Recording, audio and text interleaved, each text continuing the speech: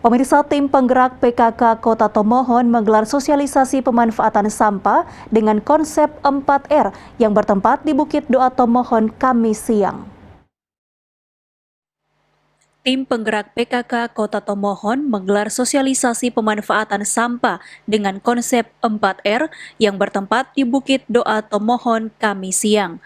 Tujuan sosialisasi ini untuk mengedukasi pengolahan sampah rumah tangga agar dapat mengurangi limbah dan menambah pemasukan keluarga. Kegiatan ini sekaligus mendukung target kerja pemerintah Kota Tomohon menuju Eco Green City yang melakukan pengolahan sampah dengan konsep 4R, yaitu reduce, reuse, recycle, dan replace. Jadi kami akan mengambil bagian, jadi kami akan menggerakkan keluarga-keluarga yang ada untuk bagaimana mengolah sampah dimulai dari rumah tangga. Itu sesuatu yang bisa dilakukan, bukan sesuatu yang sulit, ya. Tapi memang mungkin dari kami sebagai PKK kami akan mulai mensosialisasikan bagaimana sampah perlu diolah mulai dari rumah tangga.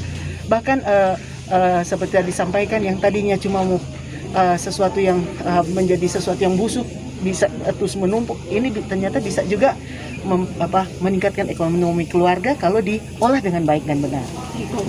Iya, jadi kompos, jadi pupuk organik cair, jadi ekoenzim, ya kan? Dan itu bisa dilakukan di rumah tangga.